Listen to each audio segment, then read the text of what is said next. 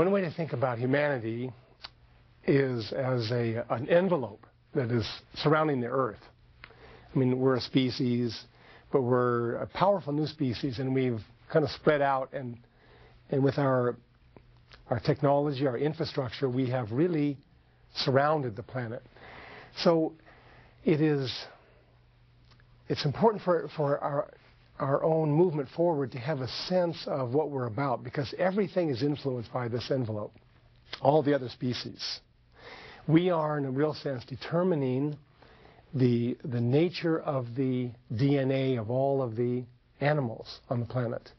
So that the snow leopards and the whales, we are making decisions that will affect how they and whether or not they do survive in the future. So if we can begin to think of human presence as actually determining the nature of the genome, we begin to get a sense of what our larger presence is. We're nations, we're religions, but we're also the planet itself, one form of the planet. Now, the ideas we use to shape humanity then have to be understood as planetary in their power. The symbols we use, they're not just symbols that we pass back and forth, they're actually the way in which the planet is organizing its unfolding. Now, largely, this is unconscious. We're not reflecting on the fact that our self-image is actually determining the nature of the animals and their future. But we're becoming conscious of that, and that's part of what we're focusing on here in talking about the powers of the universe. What images, what symbols would really serve the planet as a whole? What images of humanity, what symbols of humanity? Now, at the present time, there are lots of symbols and images about what we're about. But there's one that is in a position of central importance, and that is industrial growth. So the idea of economic growth it's really the central idea that we have right now on the planet.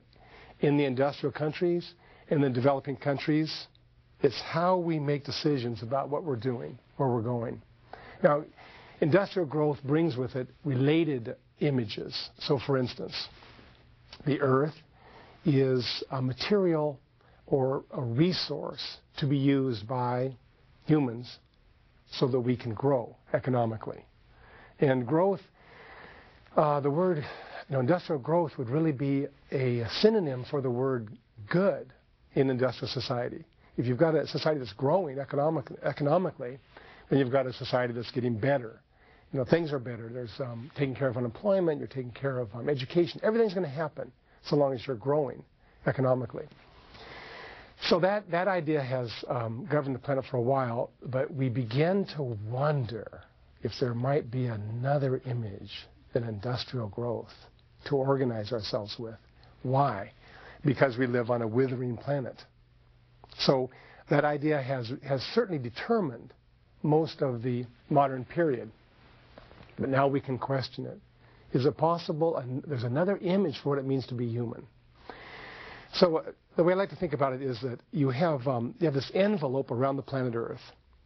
And this envelope of humanity is determined by this idea of industrial growth. So it's taking all of Earth into its own envelope, and then Earth dies there or becomes a toxic waste dump. So you have the species disappearing. It's all going into the industrial envelope. And what can we do to find our way out of this? One suggestion I'm making is simply that we're at a time when we really need powerful new symbols of what it means to be human. We've tried one, it doesn't really seem to be working out. It'll carry forward for sure, but it's run aground. What images then? What symbols? I think we need a forest of new images, just a blizzard of new symbols of what we're about. And out of that we'll sort out what really does lead to a vibrant Earth community. That's really what we're about.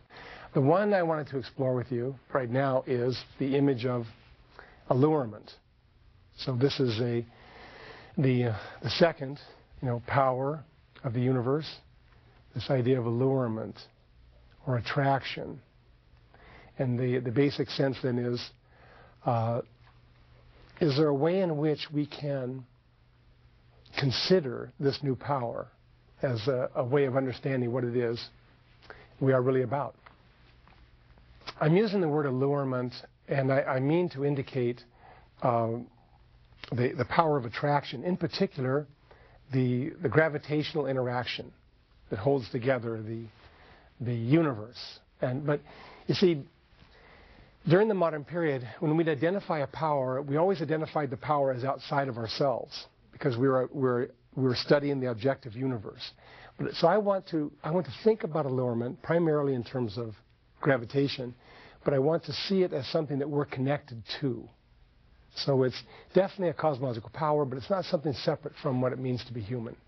And so I thought I would begin with a story from my own life as a way of indicating how I'm using the word, and as a way into what this dynamic is all about. I had kind of an amazing experience. It's in one way it was a very simple experience, but it turned out over the years to be kind of the central spiritual event of my life. And so, even though it's simple, it turns out to mean a lot to me. I was at the end of my graduate career, and I was on a fishing trip with my father up in Canada, and I had been studying for years the dynamics of gravitation. So, I mean, years and years and years of the mathematics of gravitation. And so I was waiting for my dad. He was working with the horses, and all I was doing was dropping this rock. And I had the rock. I would drop it, and thud, I hit the ground. And I was just so mesmerized by this because I realized I didn't know why it dropped. And if anyone would know why the rock dropped, I was the guy. I had just spent, years studying gravitational dynamics. I knew what Newton knew at a certain level. I knew what Einstein knew. I knew what these theories were all about. And yet when I dropped the rock, I didn't know why it dropped. It was a very strange situation to be in. It made me really wonder about myself, my whole life. I mean, what I had been doing. Then I thought to myself, what would be a satisfying account of why the rock dropped? I mean, I could describe it in infinite detail mathematically, but I wanted the explanation as to why it dropped. And as I sat there and thought about it, I realized the image that came to me that would be satisfying would be that here's a theory that I could get behind, all right, that if you have a rock and you let go of it, there are these little tiny hands that come out of somewhere, and they pull the rock down a little bit. And then a little bit lower down, some little tiny hands come out and pull the rock down. Now, that's the theory I can get behind, right? But it was just dropping. And, okay, so kind of an existential crisis. And sort of move forward in time. And all I got from the situation was that pervading the universe is this power of attraction that we call gravity. You can call it anything you like. You can learn a lot about it, but it's a power that pervades the universe, and it's primary. It's primordial. There's nothing beneath it. There's nothing deeper that you can use to explain gravity. It is primal. It's, in that sense, revelatory of the nature of the universe, just as it is. So move forward in time, and I sort of adjusted to that fact. But then another moment hit me when I was walking home. I was at the University of Oregon, and in the Northwest it's often cloudy. And so I was walking home, and I was right behind the music building. It was a very important moment in my life. And then it was dark, and I have to give you my state of mind. I was now upset, not about the rock falling, but I was upset by the fact that I didn't have any good reason to hope for employment because young PhDs were not being hired. And so I was about to get my PhD, but everyone said, you're not going to get hired because there's a glut and it's not good. And so at the same time, I was hearing from my friends back in high school and so forth, and they were all doing really well because they had decided to become doctors and lawyers and, reasonable things, all right? They didn't decide to go somewhere and study nothing but, why rocks fall. And so I was just wondering about what I had done wrong, and then, believe it or not, this is the truth, the sky opened up. The clouds parted, all right? There was no voice, but what I saw was the night sky. The fabulous, glorious beauty of the night sky. And I instantly knew why I had dedicated myself to this path that led, at that time, nowhere. It was because of the beauty of the night sky. I was a little kid, and I just fell in love with looking up at the stars. And I didn't know why they were fantastic and fascinating. I just so wanted to just somehow be there, figure it out, be part of that whole, majestic appearance. And so then at least I knew why I couldn't get a job. It was because of the night sky. But then, as things turned out, I did get a position in the university. And then this is the third part, in the last part of my whole personal story about allurement. One day I was given a lecture. I was teaching calculus. And afterwards, a young man came up and said he had decided to change his major. He wanted to study the universe too. And instantly I was so thrilled. You see, like, whoa, this is fantastic. And then I had this terrible moment where I thought I'd ask him what his major had been.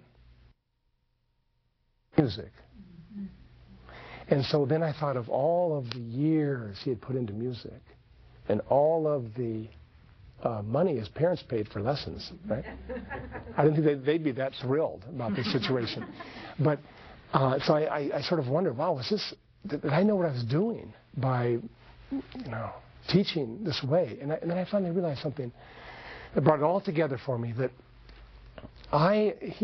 this young man was responding to my presentation of the universe.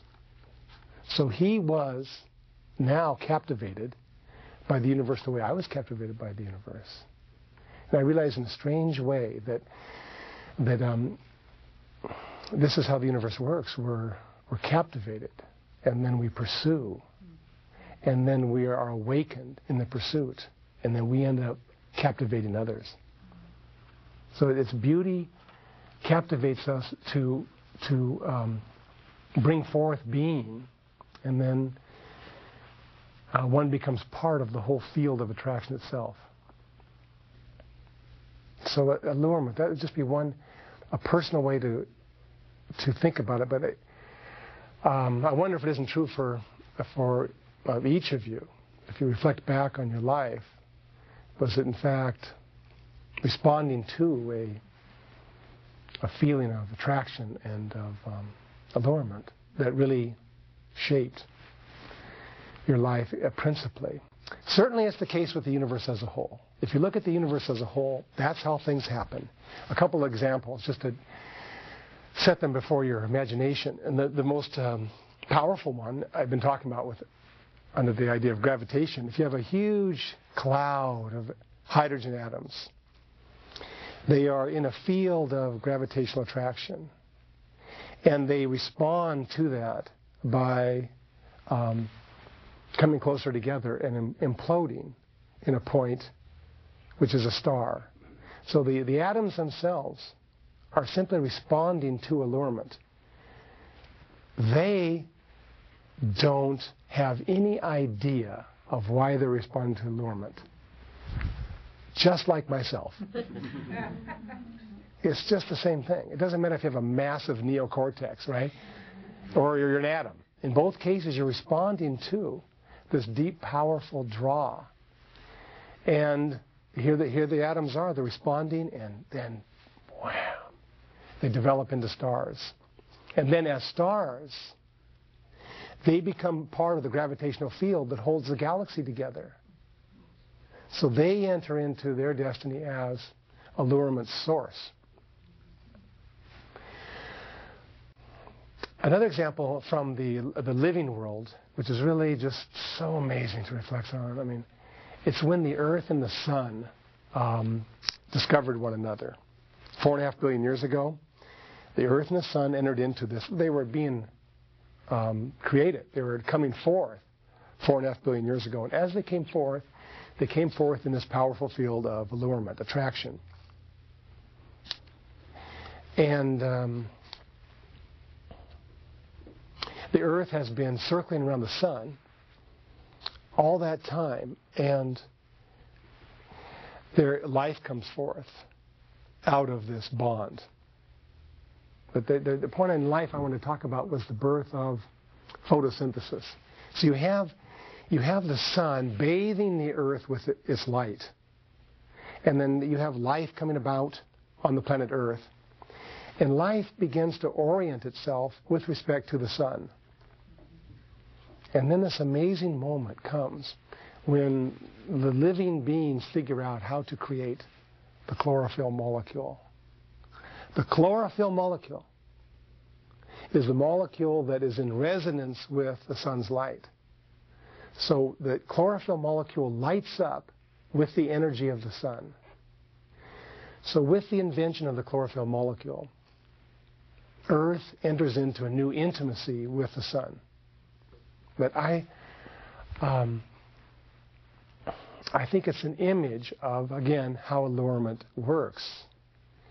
It isn't enough for the Earth and the Sun to be bonded for billions of years in this relationship. It leads to deeper intimacy.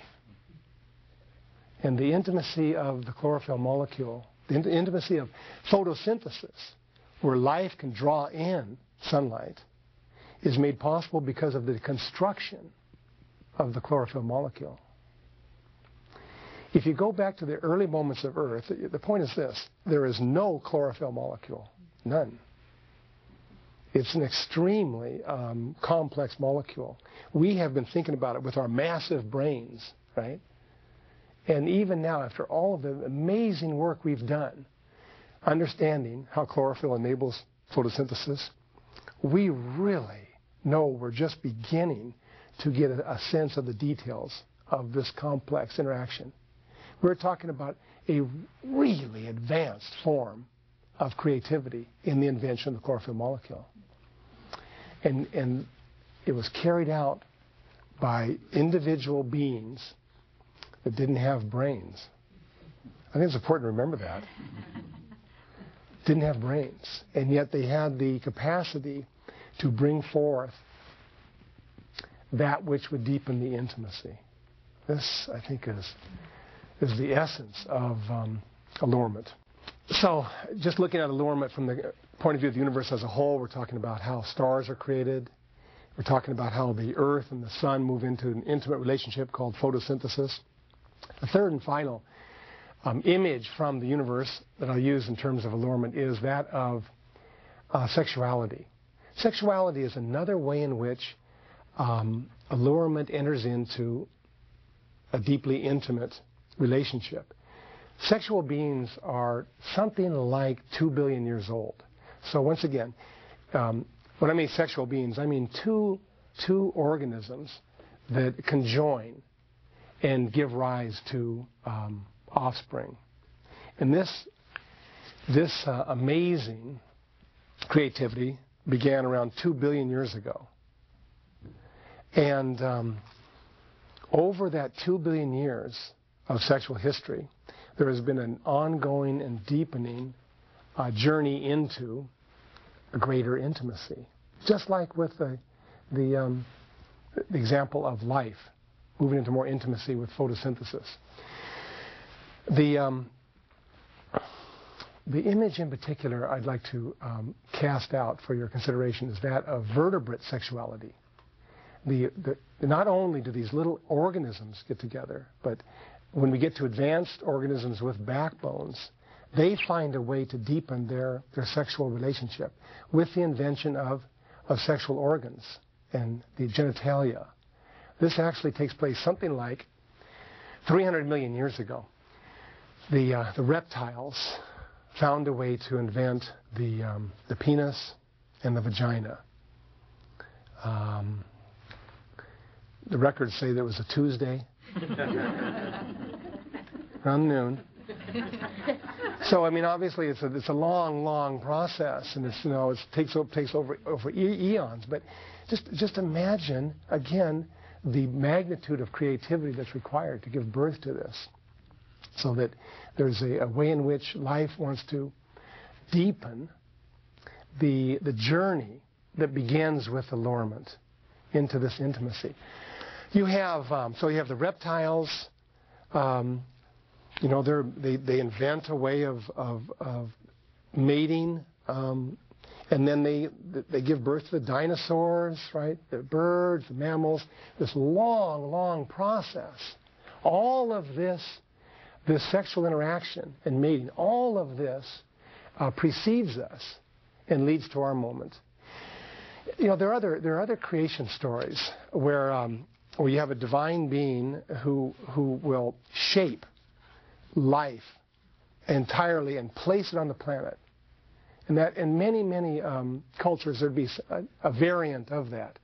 But we have a new way of understanding how that actually took place.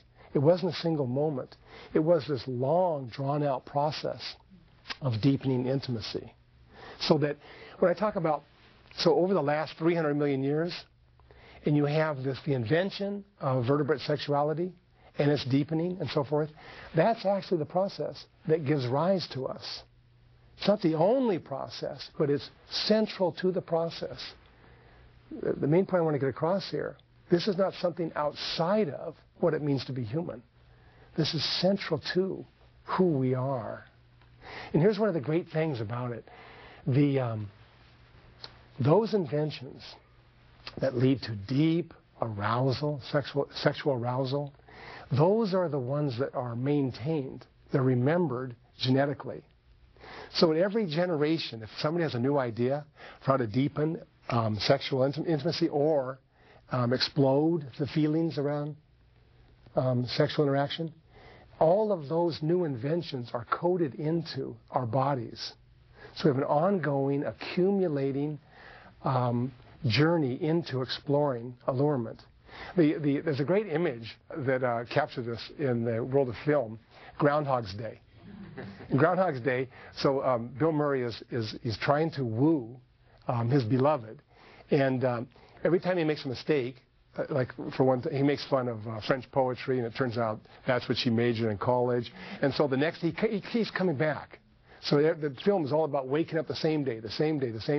So the next day, of course, he doesn't make fun of French poetry. He's quoting French poets. All right. So the whole thing is he's constantly building this whole process of awakening all of this desire on her part, and that's exactly what took place in the vertebrate world over 300 million years.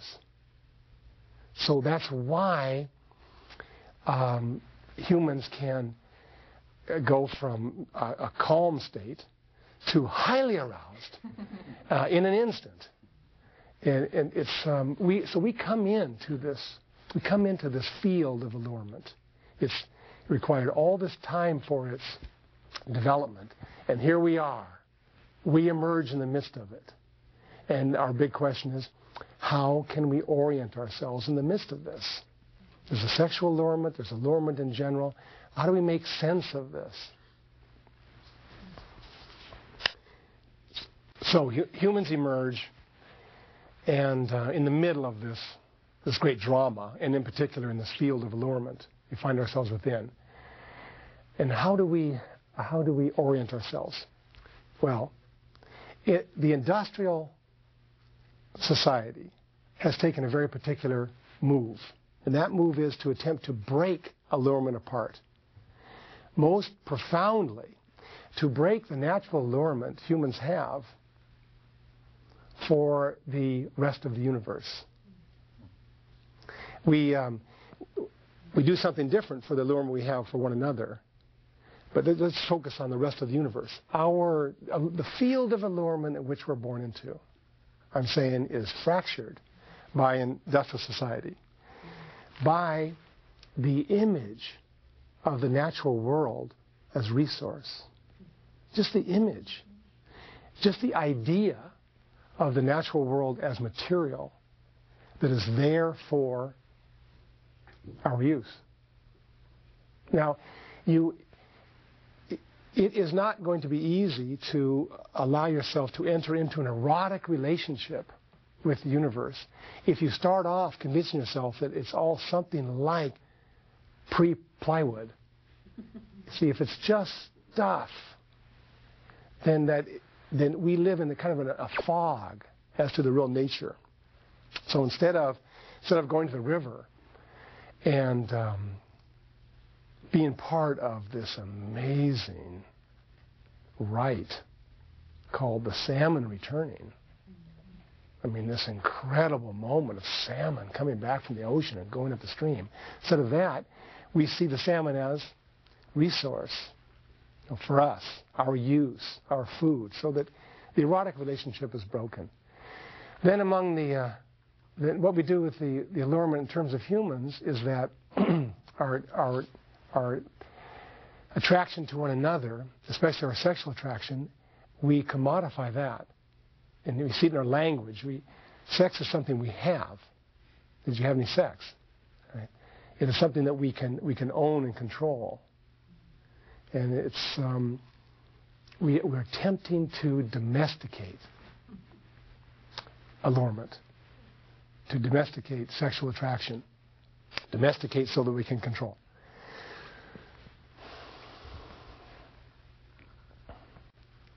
However, now that the earth is falling apart, maybe we could try another idea. And so I'd like to just make some suggestions, really, as to how we might leave behind this industrial illusion and enter more deeply into this task of enabling allurement to unfurl in conscious self-awareness. That's our task. Enable allurement to unfurl in conscious self-awareness. And the first part of this task involves unlearning. See, we've learned these attitudes about our relationship with each other and our relationship with the universe. So there's a profound task here of simply unlearning what we've taken in. So, as opposed to thinking of say, sex as something we have, I'm trying to suggest we think rather of the profound privilege of being the place where the universe houses its sexual attraction. And the universe houses sexual energies within us only because of a 14 billion year process it has undergone.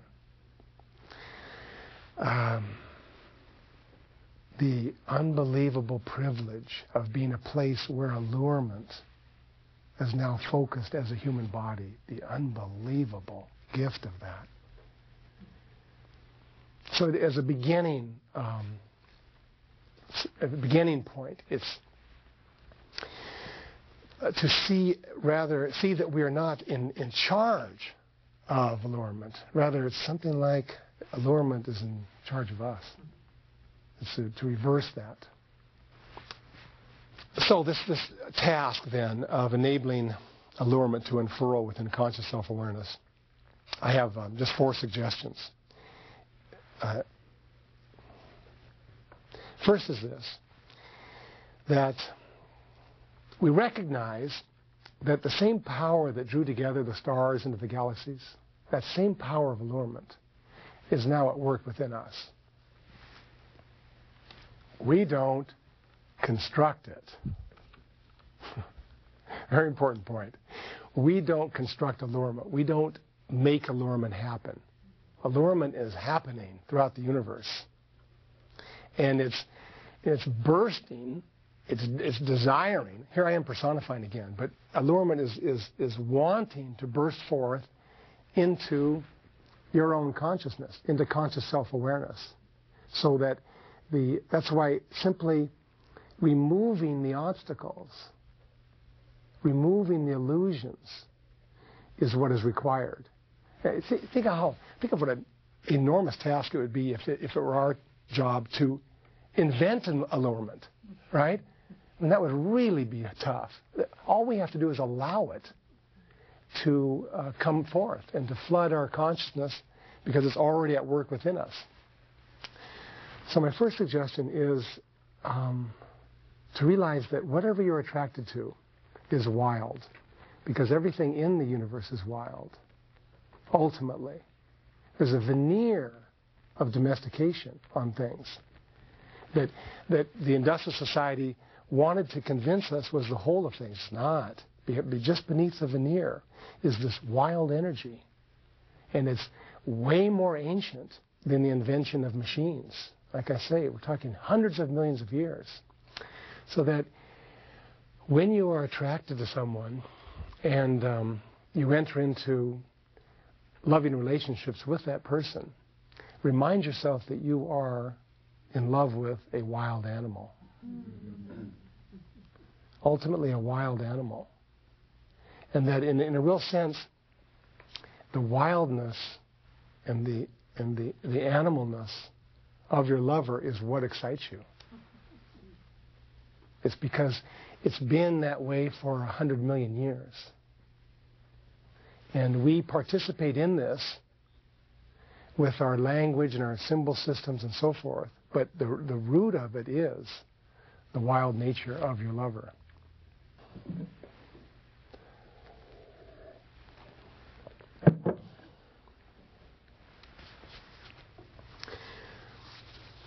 A second suggestion then for this move of another way to say it is harmonizing a cosmological power, making human a cosmological power. That word harmonizing is coming from Pierre Teilhard de Chardin. But it is it's a recognition that if you are attracted, you have already been acted upon. Because that which is attracting you has already entered into your own consciousness. And the way of deepening that is by using the earth and sun as a guide. The earth focuses on the sun, and it for so long. And that would be a way of talking about adoration at the level of a planet.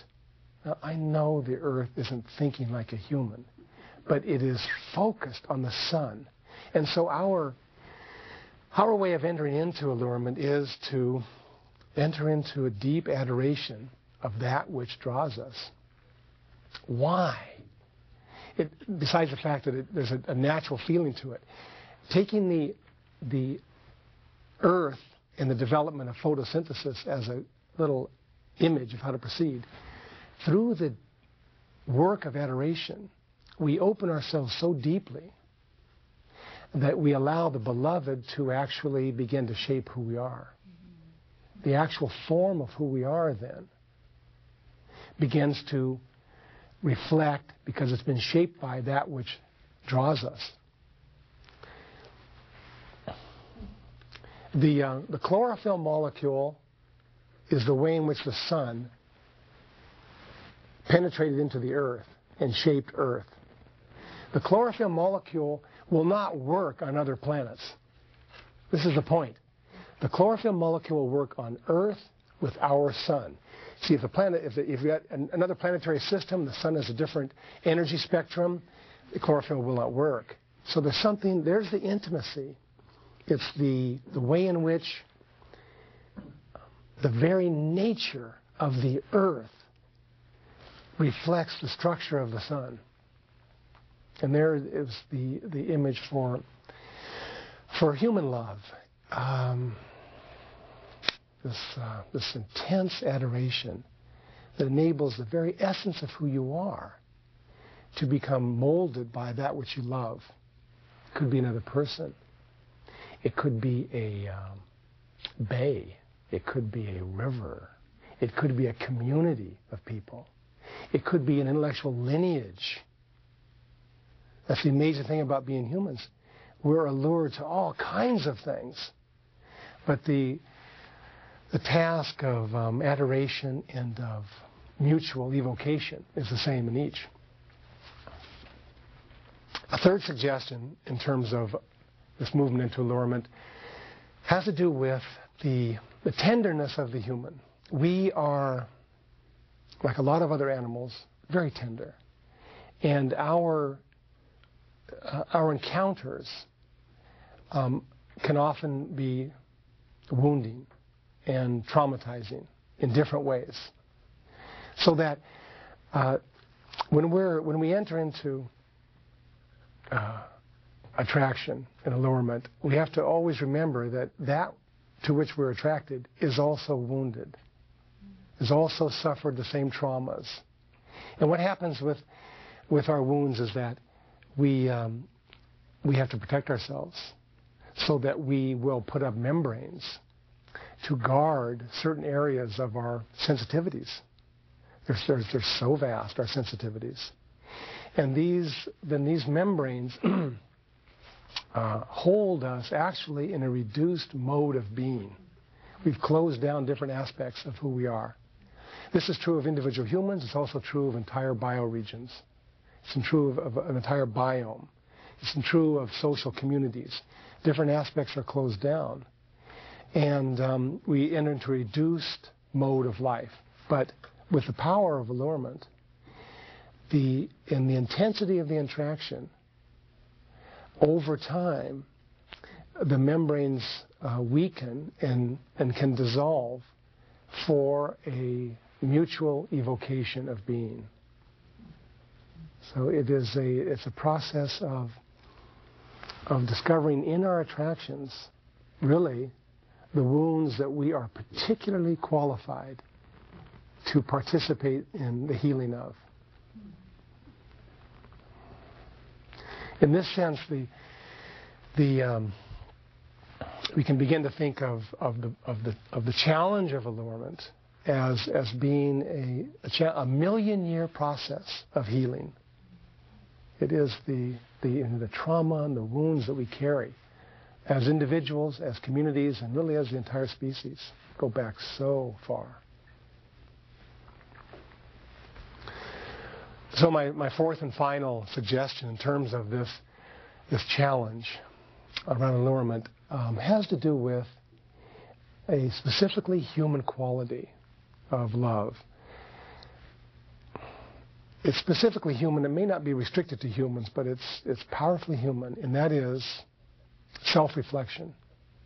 And the way I'd like you to consider thinking about it is they're gripped by allurement and falling in love with another. There is this intense desire to merge and commune with the other, to just be absorbed in the life of the other, and also a deep desire to be a presence of good and a presence of joy and of pleasure. There's this deep desire to just evoke depths of feeling and well-being. And the desire is so deep that we, in an amazing way, learn how to experience from her standpoint, or his. But we learn to feel what she is feeling. This is the power of language.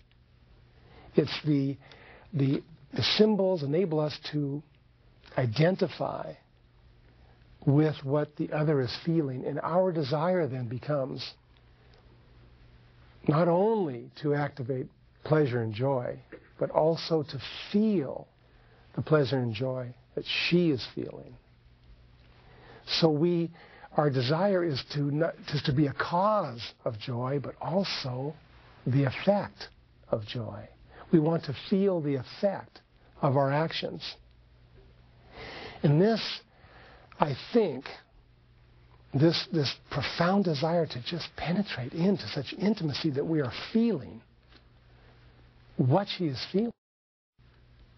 And then seeing what she is feeling, it activates in us a new depth of joy. And so this profound, amazing process is what ecstasy is. Ecstasy, etymologically means outside of oneself, the ecstatic moment of feeling the pleasure of another from another's point of view. And the ecstasy of knowing that we are actually the cause of this moment of joy. I think this is why humans invented face-to-face lovemaking. There was this desire to penetrate more deeply into the experience of another. And then this sense then of wanting to be a source of mutual enhancement. I think that's the essence. It certainly is a quintessential element of the universe from the human standpoint.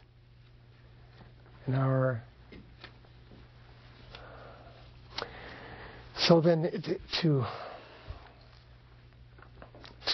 reflect on this then is to begin to leave the mindset of having sex, like say something you own, and releasing ourselves into this cosmic project of lovemaking. So we become part of a much larger endeavor.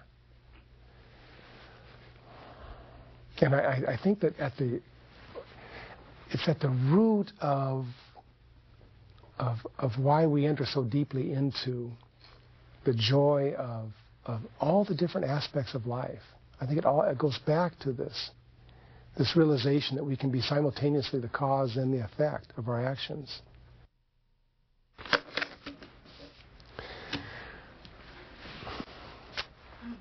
Okay, last thing I want to do is to talk about some of the qualities that would show up in a human who is occupied with his task of allowing allurement to become the human, allowing allurement to unfurl within human consciousness. So some of these you will notice in yourselves now, some of them you'll notice as deepening as you enter more deeply into this task. And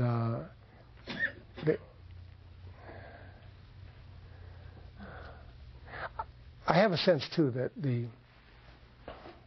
of the different powers of the universe, we're called by one or several in particular as a way of entering deeply into this whole transformation.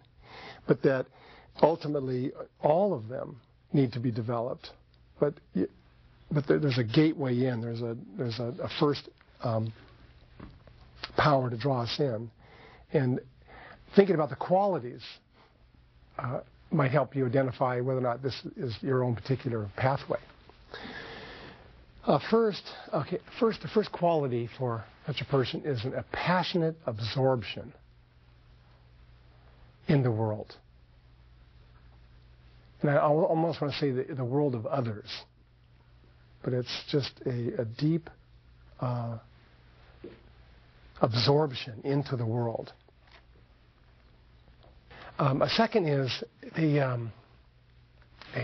wide spectrum of feelings, and I want to say moods as well, because of the ability to actually absorb the moods and feelings that are around. This isn't necessarily in other humans. It could be in a place, just this.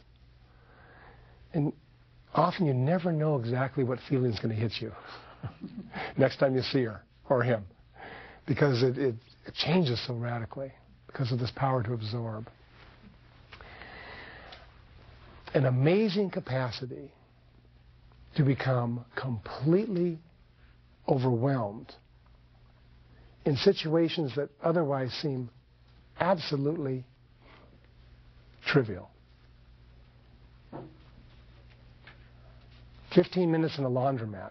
And you might have to process that for days. Such people can sit by a pond that's like 2 feet by 2 feet for months and never have a moment of boredom, just completely absorbed just lost in that world. And they can write about it endlessly. 10 volumes of books on the basis of this little pond right here. It's the sensitivity to beauty in all its forms. It's to be drawn in.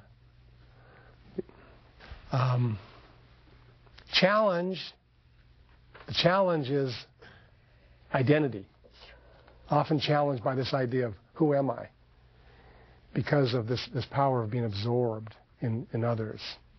Sometimes they might think they're a cloud, sometimes a raven, sometimes a movement, but just swept into the energies of the universe. And in a negative sense, this can mean a overly dependent person who needs the others to find out who he is, because doesn't really know. See, allurement and centration are different poles. Really, it's the negative part of allurement is when the centration hasn't really been keenly developed enough. And an overly centrated person without allurement is lacking as well. You see how these balance each other.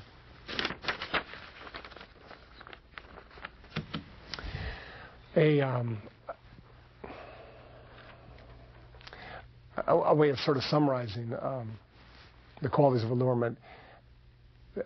People that are especially talented at moving into allurement often have very stormy, passionate relationships. But they always possess a capacity to shudder. That might be one of the central characteristics. It's a capacity to shudder with the magnificence of every situation we might find ourselves within.